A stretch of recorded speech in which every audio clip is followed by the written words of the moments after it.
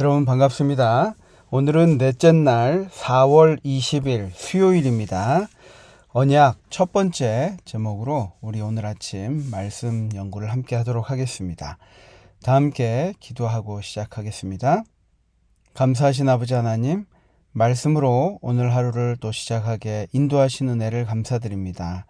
노아 홍수를 통하여 우리가 이 말씀을 배우고 있습니다. 주님, 노아를 통하여 또 그 주변에 일어났던 여러 가지 사건들을 통하여 저희가 이 시대도 동일한 하나님께서 주시는 귀한 말씀들을 우리가 발견하고 또 하나님께 우리가 온전히 우리의 삶을 드릴 수 있는 귀한 하루가 또 되도록 인도하여 주옵기를 예수님의 이름으로 간절히 기도합니다. 아멘. 여러분 반갑습니다. 오늘은 넷째 날입니다. 벌써 수요일인데요. 우리가 언약 1과 언약 2, 수요일과 목요일 함께 말씀을 좀 살펴보도록 하겠습니다. 마침내 약속된 언약이 이루어질 때가 왔다. 교과를 그렇게 시작하고 있죠. 그러나 너와는 내가 내 언약을 세우리니 너는 내 아들과 내 아내와 내 며느리들과 함께 그 방주로 들어가고 멸망시키겠다는 말씀, 우리가 6장 1절에 나와 있던 그 말씀과는 대조적으로 이 언약은 생명의 약속이었습니다. 우리가 창세기 8장 20절 말씀을 보면 이런 말씀이 있습니다. 노아가 여호와께 제단을 쌓고 모든 정결한 짐승, 모든 정결한 새 중에서 제물을 취하여 번제로 제단에 드렸더니, 이 말씀에서 보는 것처럼 노아가 방주에서 나와서 첫 번째 한 일은 하나님께 제단을 쌓는 일이었습니다. 우리가 전에 봤던 것처럼 이 사건은 또 하나의 창조 사건, 즉 창세기 1장에 나와 있는 말씀들과 유사한 부분들이 많은데, 아담과 하와가 6일간의 창조를 마치고 안식일에 하나님께 예배하였던 것처럼 노아도 동일하게 창조 사건은 아닌, 하지만 또 다른 창조 사건이었던 홍수가 끝나자마자 하나님께 예배하는 장면을 우리가 볼 수 있습니다. 하지만 우리 두 예배에는 분명히 차이점이 있었습니다. 그때에는 아담 때에는 하나님께 직접 예배하였지만 노아 때에는 그들이 직접 할 수 없었습니다. 제사에 의지하여야 했습니다. 그래서 이곳이 성경에서 제단이 처음으로 언급된 곳이었습니다. 이 제사는 가장 오래되었을 뿐만 아니라 가장 많이 드려졌던 제사인 번제였습니다. 노아에게 있어 이 제사는 그를 살려주신 창조주에게 감사를 표현하는 감사의 제물이었습니다. 우리가 후반부에 보면 또 나오지만 이것은 감사와 또 구원의 제사였음을 우리가 알 수 있습니다. 이 사건은 우리가 하나님께서 우리를 인도하셨고 구원하셨고 또 거기에 대한 감사의 표현으로 우리의 가진 것의 일부를 하나님께 드리는 그러한 제사였습니다. 하나님의 은혜로 우리가 살아간다고 인정하는 사람들은 그들이 가진 것을 생각할 때 그것이 자기가 얻은 것이 아니라 하나님께서 우리에게 맡기시고 부여하신 것이라는 사실을 인지하고 살고 있습니다. 그래서 오래전부터 농사를 짓는 분들은 그들이 수확한 첫 번째 것은 교회를 위하여 사용하고 교회에 헌금을 하기도 하고, 또 그러한 것들이 이어졌는지 모르겠지만 한국에서는 자녀들이 첫 번째 월급을 타면 그 첫 월급으로 부모님 네일을 사드린다거나 그러한 것들도 이러한 모습에서 나오지 않았을까 생각합니다. 그 정도로 내가 어디서 왔는지, 내가 누구인지 아는 사람만이 할 수 있는 행동인 것입니다. 이 창세기 8장에서 노아가 1년여 넘는 기간 동안 그 방주 안에 머무를 수밖에 없었지만, 때로는 힘든 경험을 하였겠지만 그것은 하나님의 구원의 과정이셨음을 인정하고, 또 하나님께서 명령하실 때까지 시작과 끝을 하나님께 온전히 맡기고 의지함으로써 그 명령에 순종하였습니다. 그리고 그 방주에서 나온 이후도 첫 번째로 하나님을 인정하는 제사를 먼저 드리는 것은 우리에게 많은 의미를 부여하고 있습니다. 이러한 일들이 점점 퇴색해가는 지금의 시대에 우리의 것이 누구의 것인지 다시 한번 생각하고 또 그것을 인정하는 우리 모두가 되었으면 좋겠습니다.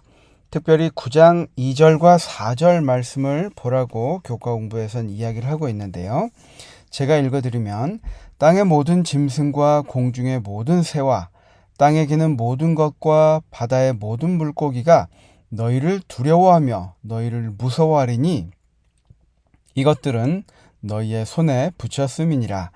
모든 산 동물은 너희의 먹을 것이 될지라.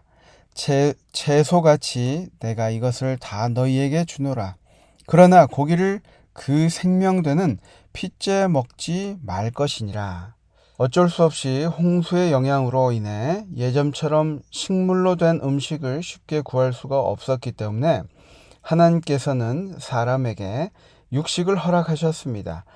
이런 식습관의 변화는 본래 창조 때와 비교하여 사람과 동물 사이에 큰 변화를 가져다 주었습니다.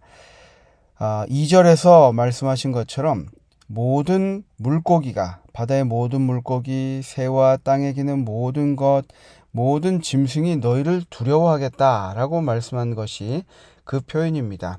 창조 이야기 속에서는 사람과 동물 모두 식물로 된 음식을 먹었기 때문에 서로에게 위협이 되지 않았습니다. 하지만 홍수 후에는 음식으로 사용하기 위해 동물을 죽여야 했으므로 둘 사이의 무서움과 두려움의 관계가 형성된 것입니다. 사람과 동물이 서로를 잡아먹게 되었을 때 에덴에서 누리던 것과는 다른 관계를 형성할 수밖에 없었다라고 이야기를 하고 있습니다. 하지만 하나님께서는 이 일에 있어서도 분명한 원칙을 주셨습니다. 하나님의 허용에는 두 가지 제한이 있었는데 첫 번째는 모든 동물이 음식으로 적합한 것이 아니었습니다. 이와 같은 하나님의 첫 번째 제한은 정하고 부정한 동물을 구분하는데 분명히 나타납니다. 창세기 8장 19절 20절에 나와 있죠. 두 번째는 피 속에 생명이 있으므로 피는 절대로 먹지 말라는 것이었는데 이것은 분명하고도 새로운 명령이 된 것입니다. 특별히 고기를 생명되는 핏째 먹지 말라라는 표현은 우리가 과거 어떤 이방 종족들의 야만적인 행습처럼 산 동물을 먹는 일이나 혹은 합당하게 피를 빼지 않고 도살한 동물을 먹는 것을 말하는데 이 금기사항은 다른 무엇보다도 잔인성을 막아주는 안전책이었습니다. 생명의 운반체인 피를 신성하게 여기는 동물 제사를 기억나게 해주는 것이었습니다.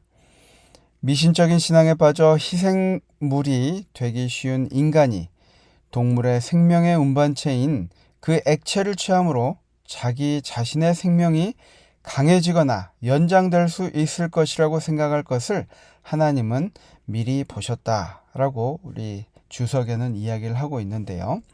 저도 어렸을 때 보면은 돼지나 아니면 특별히 이제 조금 더 깨끗하다고 하는 사냥을 통해서 산에서 바로 얻어지는 사슴 같은 동물을 잡자마자 그 피를 바로 마시는 일들을 저도 들은 적이 있습니다.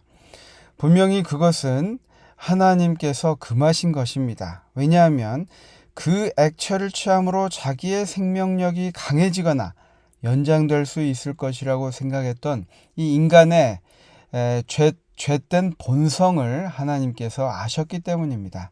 물론 그것을 피를 바로 먹었을 때 분명히 힘이 난다고 합니다. 왜냐하면 그 뜨끈뜨끈한 피 속에는 그 도망 다녔던 사슴 피 속에 아드레날린이 잔뜩 퍼져 있었기 때문입니다. 이것이 결코 우리 몸에 좋지 않고 또 그렇게 사람들이 생각하면서 미신적인 신앙에 빠지는 것을 막기 위함이었습니다. 그리고 하나님께서 명령하신 것이 우리가 육식을 하게 될 때에 분명히 하나님께서 주신 원칙을 가지고 어쩔 수 없이 허락하셨다는 것을 우리가 이 사건을 통해서 다시 한번 확인할 수 있습니다. 영감의 교훈에 그래서 말씀을 읽어보도록 하겠습니다. 인간에게 육식이 허락된 경우 하나님께서는 홍수의 때까지 사람에게 육식을 허락하지 않으셨다. 사람이 의존해서 먹고 살 수 있는 모든 것이 파멸되었으므로 주께서는 부득이 노아가 방주 안으로 데리고 들어간 짐승들 가운데서 정결한 짐승을 먹어도 좋다는 허락을 노아에게 주셨던 것이다. 그러나 육식은 사람을 위하여 가장 위생적인 식재료는 아니었다. 홍수 후에 사람들은 육식을 널리 하게 되었다. 교회 보내는 권면 228페이지에 있는 말씀입니다. 오늘 언약 첫 번째 시간을 통해서 하나님께서는 이 세상의 모든 것이 멸망된 것처럼 보였고 또 모든 것이 사라진 것처럼 보였지만 노아의 가족이 방주에서 나오고 그곳에서 행한 일들을 통해서 두 가지를 말씀하셨습니다. 첫 번째는 하나님을 온전히 예배할 수 있는 예배하는 방법, 또 그 모습을 통하여 우리가 창조주 하나님께 우리의 구원을 감사하는 그 모습을 우리가 볼 수 있었습니다. 두 번째는 하나님께서 음식을 주실 때에 어쩔 수 없이 육식을 허락하셨지만 거기에도 분명히 하나님의 원칙이 존재했다는 것을 우리에게 이야기하고 있습니다. 오늘 하루 하나님께서 주신 이 언약, 우리가 그 약속을 붙들면서 살아가는 것이 그리스도인의 삶이라고 말씀드렸습니다. 우리가 이 언약 첫 번째에서 다시 한번 볼 수 있는 내용은 동일하게 하나님의 말씀, 그리고 거기에 대한 순종, 우리가 그것을 어떻게 지킬 수 있을 것인가, 노아는 어떻게 그것을 지켰었는가를 살펴보게 되었습니다. 저와 여러분이 오늘 하나님께서 주신 언약이 있습니다. 우리에게 각자에게 주신 약속이 있을 것입니다. 그리고 우리가 그것을 끊임없이 하나님께 간구한다면 들어주신다고 약속하고 계십니다. 그 언약이 무엇인지, 또 그 생명의 약속이 무엇인지 우리가 오늘 한번 다시 한번 생각해보는 아침 시간이 되기를 간절히 바랍니다. 그리고 그 약속을 붙잡고 우리가 오늘 하루 살아가게 되시는 우리 모두가 되기를 간절히 바랍니다. 우리 기도하고 마치도록 하겠습니다. 사랑의 아버지 하나님, 저희에게 모든 것이 사라진 것 같은 그러한 상황에서도 우리에게 허락하신 약속을 기억하도록 주님 도와주시니 감사합니다. 노아의 모습을 통하여 우리가 하나님께서 끊임없이 약속을 우리에게 리마인드 시켜주시는 것을 다시 한번 배우게 됩니다. 주님, 저희가 이 세상에 살아가면서 정말 하나님 없이 살아가는 이방인들처럼 되지 않도록 주님 도와주시고 이 놀라우신 하나님을 우리가 믿고 따르며 사는 그리스도임을 우리가 자각하고 하나님께 감사하며 살아가도록 주님 인도하여 주시옵기를 예수님의 이름으로 간절히 기도합니다. 아멘. 감사합니다. 오늘도 행복한 하루 되시고 언약을 꼭 기억하시는 기쁜 하루 되시기 바랍니다. 내일 뵙겠습니다.